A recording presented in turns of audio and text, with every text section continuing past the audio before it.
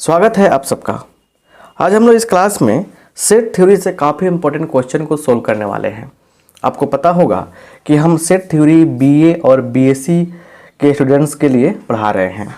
अगर आप बीए में हैं या बीएससी में हैं, मतलब बीए कर रहे हैं या बीएससी कर रहे हैं, तो अगर सब्जेक्ट आपका मैथमेटिक्स है, वो ऑनर्स पेपर हो या सब्सिडरी हो, आप इस नंबर पे व्हाट्सअप करके कोर्स के बारे में जानकारी प्राप्त कर सकते हैं। और आपको हम बता दें कि हम सिस्टमेटिक तरीके से क्लास कराते हैं, लेक्चर वाइज कराते हैं 1 2 3 4 5। तो क्या कंडीशन है, क्या कोर्स का तरीका है प्राप्त करने का, सब कुछ आपको हम बताएंगे। बस इस नंबर पर व्हाट्सअप करेंगे तब। चलिए आइए यहाँ पे हम लोग देखा जाए कि अगला क्वेश्चन क्या है। तो बहुत अच्छे क्वेश्चन हम पिछले क्लास में बताए थे और बोले थे कि आगे भी बहुत सारा क्वेश्चन कराएंगे। तो आइए यहाँ देखिए, क्वेश्चन है, पहला क्वेश्चन इसमें का कह रहे कि प्रूव डैट, देखिए प्रूव डैट क्या है प्रूव करने के लिए। तो देखिए यहाँ पे A union B cross C is equal to A cross C union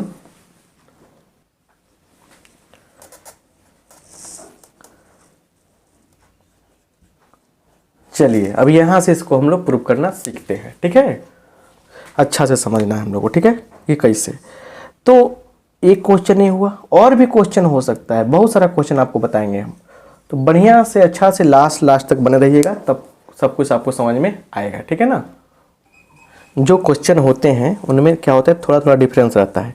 तो बच्चों को लगता है कि सारे क्वेश्चन जो सर है ना, वो सबके सब क्या है, सेम टू सेम एक ही तरह से है। ठीक है ना, लेकिन ऐसा होता नहीं है। इसलिए आप सारे क्वेश्चन का अलग अलग इंपॉर्टेंस दीजिएगा। यहाँ लिखेंगे सॉल्यूशन, और सॉल्यूशन देखिए कैसे होगा। तो हम लोग इससे ये लाना है, कैसे करेंगे, लिखेंगे यहाँ पे अच्छा से लिखेंगे, let x y belongs to A union B cross C। तो अब यहाँ पे क्या होगा, X belongs to A union B and Y belongs to C। ये पार्ट इसका होगा, ये पार्ट इसका होगा, इसमें कोई डाउट नहीं है। अब जरा यहाँ देखिए ध्यान से क्या होने वाला है। X belongs to A और X belongs to B and Y belongs to C। ये चीज़ें काफ़ी ज़रूरी है, समझिए बढ़िया से। अब यहाँ पे देखिए, यहाँ पे क्या होने वाला है। अब जरा थोड़ा RHS को देखिए, यहाँ पे RHS दिख रहा है, इसमें A और C एक साथ दिख रहा है। तो हम चाहें तो इसको दो बार लिख सकते हैं, कोई इसमें आपत्ति नहीं होगी। तो यही सब चीज़ें आपको सीखने हैं। इतना जो है ना, इतना समझिए, क्लियर। इतना क्या कर रहे हैं, एक बार इतना पार्ट को यहाँ ला रहे हैं, एंड क्या हो जाएगा बोलिए, y बिलोंग्स टू C और x belongs to B and y belongs to C। हम इसको दो बार लिख सकते हैं, मतलब इस चीज़ को हमने क्या किया, यहाँ भी लिख दिया, यहाँ भी लिख दिया, राइट। अब यहाँ पे देखिए, यहाँ पे क्या होगा, x y belongs to E cross C और X Y belongs to B cross C। अब दिख रहे हैं हमें यहाँ पे कि X Y जो है वो कॉमन है, किस चीज़ से कॉमन है, सब में, दोनों में दिख रहा है। लिख देंगे X Y belongs to A cross C यूनियन B क्रॉस C। आपको बताए हैं कि और के लिए यूनियन का यूज़ किया जाता है। आई होप आप बात को समझ गए होंगे। तो यहाँ जरा देखिए ध्यान से, जो एक्स वाई इसका था वही एक्स वाई अब इसका हो गया है, जो एक्स वाई इसका था वही एक्स वाई क्या हो गया, इसका हो गया है। जब इसका हो गया है तो क्या हो जाएगा बताइए बढ़िया से, ये होगा इसका सबसेट। इस बात को लिख देंगे यहाँ पे, therefore A union B cross C is the subset of A cross C union B cross C। इसको 1 मानिए, क्लियर। अब ये बात समझ में आ गया इसको एक मान लिया हमने। अब फिर इसको लेकर ही प्रूफ करना है हमको कि ये इसका सबसेट है, तभी तो बराबर होगा ना। देखिए सारे क्लास को मेरे रेगुलर कीजिएगा ना, तब जाके सारी बातें समझ में आएगा। आधा अधूरा क्लास जो करेगा उसको कुछ नहीं बुझाएगा, और ना बुझाएगा और ना वो समझ पाएगा बढ़िया से, और लगेगा कि सर नहीं पढ़ा पा रहे हैं। लेकिन जो सिस्टमेटिक क्लास किए हैं उनको सारी बातें तो बुझा ही रहा है, तो उनको कोई दिक्कत नहीं है यहाँ पे। तो ज़रा ध्यान से देखिए, बढ़िया से देखिए, सब कुछ आपको समझ में आ जाएगा। चलिए तो थोड़ा सा स्क्रीनशॉट लीजिए तो आगे बढ़ते हैं। चलिए वो ठीक है, एक हो गया ही क्लियर। कॉपी पे नोट कीजिएगा तो अच्छा से समझ में आएगा सब कुछ। फिर लिखिएगा यहाँ पे, फिर लिखिएगा अगेन।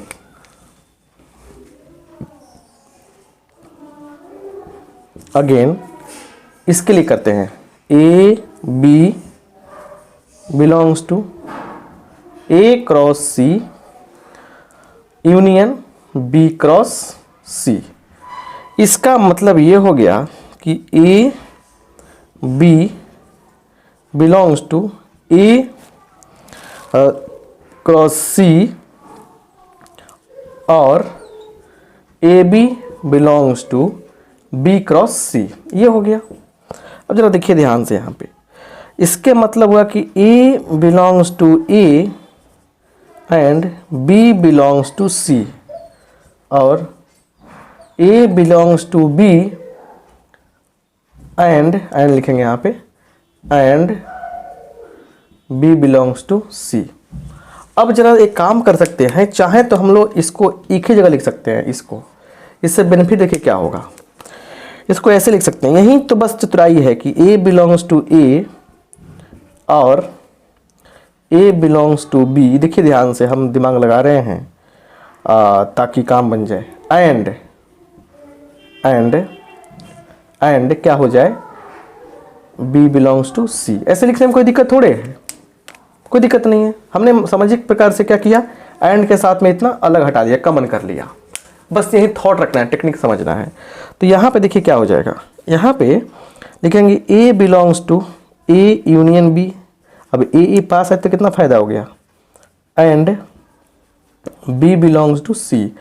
इसको ऐसे लिख सकते हैं, A B belongs to A cross A union B cross A union B cross C. ऐसे हो जाएगा। तो जो ए बी इसका था वही ए बी इसका हो गया। देयरफॉर क्या हो जाएगा बोलिए, हो जाएगा A cross C union B cross C is subset of A cross B A union B cross C. तो इसको हम लोग दो मान सकते हैं ना, इसको हम दो मान सकते हैं। तो लिखेंगे देखिए, फ्रॉम 1 and 2 लिख देंगे यहाँ डायरेक्टली। सो फ्रॉम 1 and 2, एक और दो से क्या है यहाँ पे, देखिए एक और दो से क्या हो जाएगा, देखिए क्या हो जाएगा। इस बात को लिख देंगे कि A union B cross C is equal to A cross C union B cross C. और ये क्या हो गया, यहाँ पे आपको दिख रहा होगा ना बी क्रॉस सी लिखे है। थोड़ा सा अच्छा से मूव करते हैं कैमरा। चलिए तो ये हो गया, और ये क्या हो गया आपका, प्रूव्ड हो गया। तो आप बताइए कि ऐसे ऐसे क्वेश्चन आपसे नहीं बनेगा क्या, बन जाएगा ना। चलिए तो अब हम लोग आगे बढ़ेंगे, ऐसे ऐसे क्वेश्चन आपके साथ आते रहेंगे। देखिए इन सब क्वेश्चन के द्वारा आपका हम कॉन्सेप्ट इस तरह से क्लियर कर दे रहे हैं, समझा दे रहे हैं। देखिए इस तरह से कॉन्सेप्ट आपको समझा दे रहे हैं हम कि आपको कहीं भी गेस में, बुक में, कहीं भी क्वेश्चन बना बनाया मिलेगा तो वहाँ से आपको लॉजिक बुझा जाएगा कि सर मतलब कि कैसे लिखा गया है। और जब लॉजिक बुझा जाएगा तो कहीं भी गेस क्वेश्चन आ रहा है या बुक में आ रहा है लिखा हुआ तो आपको समझ में आ जाएगा। तो मेरा काम है सिखा देना, अगर आपका काम है थोड़ा सा गेस उस खरीदे हैं, बुक लिए हैं तो उसमें थोड़ा सा मेहनत कर डालना, सारा काम आपका समझ में आ जाएगा। ठीक है ना, सब कुछ आसान है दुनिया का, बस थोड़ा सा वर्क करना पड़ेगा। चलिए अगला क्वेश्चन लेते हैं। प्रूव डैट क्या होगा। थोड़ा सा डॉग यहाँ बगल में रहते हैं तो थोड़ा सा बार्क करते रहते हैं। प्रूव डैट क्या है कि A cross B minus C is equal to A cross B, है ना, माइनस ए क्रॉस सी, है ना, ऐसे। क्लियर? बात समझिए यहाँ पे। क्लियर? अब सुनिए ध्यान से, यहाँ पे बात को समझने का प्रयास कीजिए। राइट, अब एक नया लॉजिक इसमें आ गया। देखिए कैसे, जो भी इसमें क्वेश्चन दे रहा है आपको प्रूफ करने के लिए, तो ये इसका सबसेट होगा, प्रूफ करना है, और सेकंड केस में इसका सबसेट होगा, प्रूफ कर देना है। तो आइए यहाँ पे सॉल्यूशन करना सीखा जाए। बस धीरे धीरे सारी बातें क्लियर हो जाएगी। लिखेंगे let x Y belongs to A cross B minus C. तो यहाँ देखिए ध्यान से, x क्या होगा, a का होगा, एंड y देखिए a क्रॉस क्या है, a क्रॉस b माइनस सी है, तो y जो होगा, y किसका एलिमेंट होगा, x तो हो गया इसका, y तो हो गया किसका, y हो गया b माइनस सी का। बस देखते चलिए, y किसका हो गया, b माइनस सी का। तो मतलब इसका क्या हुआ कि x जो है वो a का तो पक्का है, एंड y के साथ देखिए y belongs to b, y b का होगा, एंड y जो होगा c का पक्का नहीं होगा। बस यही माजरा है। a माइनस बी वाला कंडीशन सिखाया था ना हमने, और कहा था आपसे कि बाबू आगे समझ में आपको आएगा, बुझाएगा कि हाँ कैसे कॉन्सेप्ट यूज होता है। तो आगे देखिए यहाँ पे क्या मैटर है, देखिए यहाँ पे। तो अब यहाँ से कुछ कहानी बन रही है, उसको ज़रा समझते हैं ध्यान से। देखिए यहाँ पे मैटर क्या है, दिमाग लगाते हैं। x belongs to a and y belongs to b, ये बात ठीक है। अच्छा, हम चाहें तो एंड ऐसे ठीक है, एंड इसको एक और बार लिख सकते हैं क्या, कोई दिक्कत थोड़े पड़ेगा, काम बनाइए ना। x belongs to a and y does not belongs to c। ऐसे तो हो सकता है कि नहीं हो सकता, बताइए। ऐसे तो हो सकता है, यहाँ तक कोई दिक्कत नहीं है, क्योंकि इस चीज़ को हम दो बार लिख दें यहाँ भी लाके, तो क्या बात है, x तो हर जगह यहीं का हो रहा है ना, थोड़े बदल रहे हैं हम। तो यहाँ से एक लॉजिक बन रहा है यहाँ पे, क्या, X Y belongs to A cross B, and अब ये तो क्लियर हो गया, ये तो क्लियर हो गया ना कि एक्स वाई जो होगा पक्का क्या होगा, does not belongs to A cross C. जब ए और बी दोनों, ए और सी दोनों में पॉजिटिव चीज रहे, मतलब कि बिलोंग्स टू रहे, तब तो हम ऐसा कर सकते थे ना। तो यहाँ पे लिख सकते हैं ऐसे, ठीक है ना। अब एक और चीज दिखाई दिया हमको कि एक्स वाई, क्या दिखाई दिया हमको, X Y belongs to A cross B, और माइनस हो जाएगा क्योंकि डज नॉट है तो माइनस हो जाएगा, ए क्रॉस सी। तो ये हो गया। तो अब देखिए जो हमारा एक्स वाई किसका था, ए क्रॉस बी माइनस सी का था, वही हमारा एक्स वाई क्या हो गया, इसका भी हो गया। तो देयरफॉर लिखेंगे इसलिए क्या, A cross B minus C is the subset of A cross B minus क्या, ए क्रॉस सी, इसका सबसेट हो जाएगा। और इसको वन इक्वेशन मानने में कोई आपत्ति नहीं होनी चाहिए।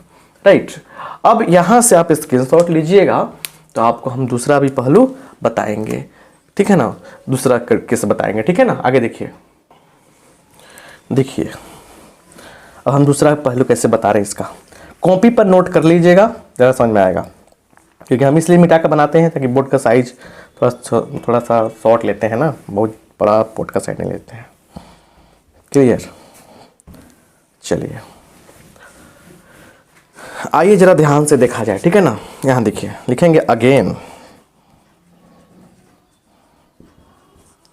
ए बी, एक्स वाई मान लिया था, ए बी मानेंगे, A B belongs to A cross B. ध्यान से, आराम से क्यों बोल रहे हैं हम, आराम से क्यों बोल के पढ़ा रहे हैं, आराम से बोल के इसलिए पढ़ा रहे हैं ताकि क्या हो कि आपको कंफ्यूजन ना हो और आराम से आप समझ सकें।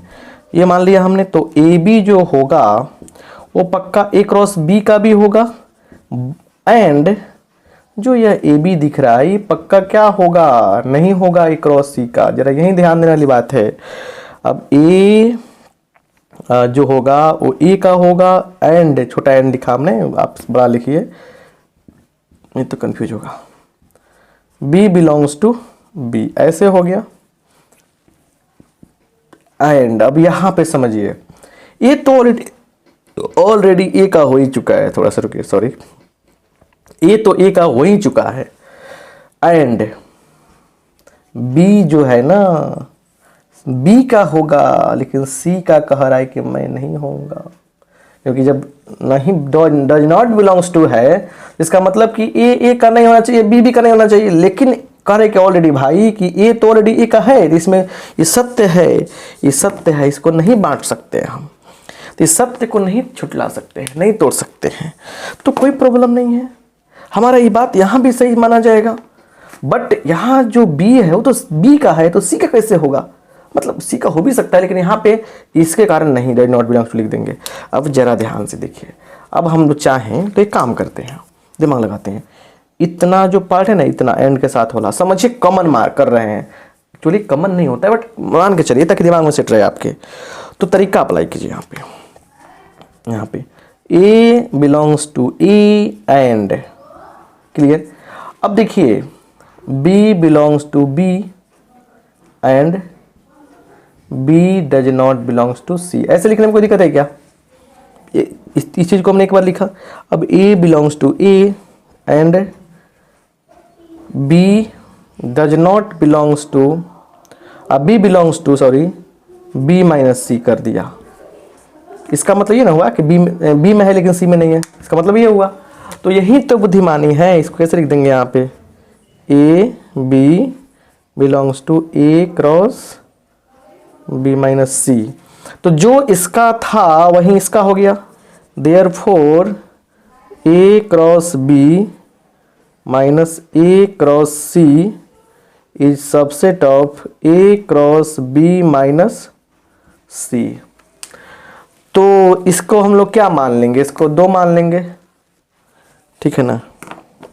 तो लिखेंगे फ्रॉम 1 एंड 2 से, 1 और 2 से क्या हो जाएगा बोलिए, A cross B minus C is equal to A cross B minus A cross C, और ये हमारा क्या हो गया, प्रूव्ड हो गया।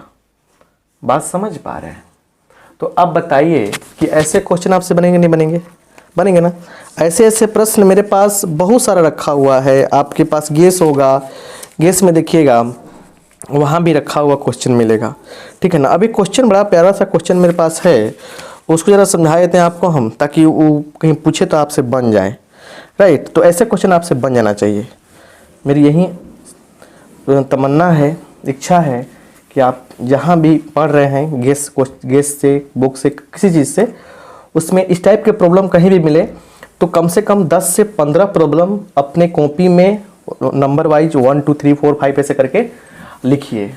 गेस में दिया होगा या कहीं बुक में दिया होगा तो 15-20 क्वेश्चन सोल्व एग्जाम्पल भी होगा तो उसको बनाइए, आपका माइंड खोले और पक्का कहते ना इस आपसे क्वेश्चन पकड़ा जाएगा। अब एक क्वेश्चन हम लिख रहे हैं, देखिए यहाँ पे थोड़ा सा लिखने में जरा क्वेश्चन कर रहा है कि इफ, ध्यान दीजिएगा, if sets A and B, sets A and B have n elements, sets A and B have n elements, A और B के पास n एलिमेंट इन कॉमन, मतलब दोनों के पास इन कॉमन 5-5 एलिमेंट ऐसा है, इस क्वेश्चन को समझाएगा बढ़िया से। 5-5 एलिमेंट ऐसा है, मान लीजिए कि A में 20 एलिमेंट है, अभी में 10-15 एलिमेंट है, लेकिन 5 को ऐसा है कि दोनों में कॉमन है, हो सकता है। तो common, how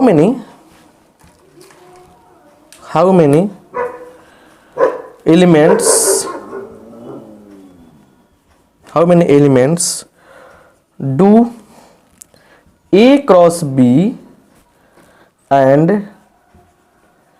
B cross A have in common? देखिए बस यही बात समझिए, एक बहुत ही प्यारा सा बात समझिएगा, इसके पहले वाले क्लास में हम बताए थे, उस चीज़ को समझकर सारा काम क्लियर हो जाएगा। देखिए गिवन क्या है, कैसे सोल्यूशन करेंगे, बड़ा मज़ेदार एक क्वेश्चन है और बहुत बार पूछा हुआ भी है। यहाँ देखिए सोल्यूशन करते हैं हम। लिखेंगे गिवन ए इंटरसेक्शन बी, दोनों में कॉमन कितने एलिमेंट है, ए इंटरसेक्शन बी मतलब जो है उसके पास कितना एलिमेंट है, एन एलिमेंट है। ऐसे लिख देंगे एन एलिमेंट्स, एन आ जाएगा, दोनों में कॉमन एलिमेंट एन है। तो इसको हम लोग भाषा में लिखें तो ही अच्छा रहेगा। लिखेंगे टोटल एलिमेंट्स इन किसमें, क्या चीज, तो लिख देंगे A intersection B is equal to N. A और बी के इंटरसेक्शन मतलब दोनों में कॉमन कितना एन एलिमेंट है। लिखेंगे वी नो दैट, हम जानते हैं कि, क्या जानते हैं, तो ए क्रॉस जो बी होता है, ए क्रॉस बी, ध्यान से देखिएगा, इंटरसेक्शन बी क्रॉस ए, एक रिजल्ट आता है, इससे एक रिजल्ट आएगा। आप इस क्वेश्चन को आपको प्रूव भी कर सकते हैं, प्रूव भी करना है। रिजल्ट क्या आता है यह कि ए इंटरसेक्शन बी क्रॉस क्या, बी इंटरसेक्शन ए, मतलब ये रिजल्ट ही आ जाएगा। ठीक है, इतना होता है। अब यही तो कह रहा है कि ए क्रॉस बी और बी क्रॉस ए में कितना एलिमेंट कॉमन है। तो आप ही बताइए यहाँ जरा ध्यान से कि यहाँ पे क्या मैटर होने वाला है, बताइए। तो इसमें कितना एलिमेंट हो जाएगा, बोलिए, इसमें एन एलिमेंट। और आपको बता दें कि ए इंटरसेक्शन बी बराबर क्या होता है, बी इंटरसेक्शन ए होता है। तो दोनों चीजें क्या है, सेम है यहाँ पे। ठीक है, सेम है यहाँ पे, दोनों बातें बराबर है। तो देयरफॉर इसमें N element, therefore N into N बराबर N square elements is common in कौन सा, क्या चीज, A cross B and B cross A, N square element common होगा।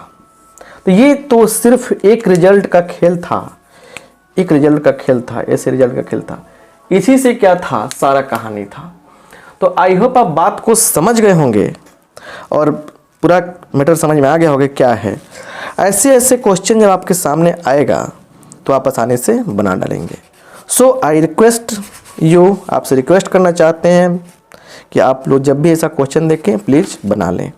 तो सेट थ्योरी से इतने सारे प्रॉब्लम आप बना सकते हैं, ठीक है ना, क्योंकि अब सेट थ्योरी पे बहुत सारी चीज़ें हैं। सेट थ्योरी में इतना क्वेश्चन आपसे पकड़ा जाएगा, ठीक है ना। अब दूसरा चीज़ पढ़ाएंगे आपको हम अगले क्लास से, क्योंकि अभी देखिए सेट थ्योरी बहुत लंबा चौड़ा चीज़ है, ट्रिग्नोमेट्री बहुत लंबा चौड़ा चीज़ है। तो हम एक ऐसा तरीका से पढ़ा रहे हैं कि क्वेश्चन आपसे पकड़ा जाए, क्योंकि अगर डीपली चलेंगे तो एक बुक में बहुत दिन लग जाएगा। फिर भी धीरे धीरे करके सब कुछ करेंगे हम। तो यहाँ पर हम लोग अगले क्लास में मिलते हैं। अच्छा लगा है लाइक कर दीजिए, ठीक है ना। आप सबका बहुत बहुत धन्यवाद। दोस्तों को बताना मत भूलिएगा मेरे बारे में कि मैथ पढ़ाई हो रही है।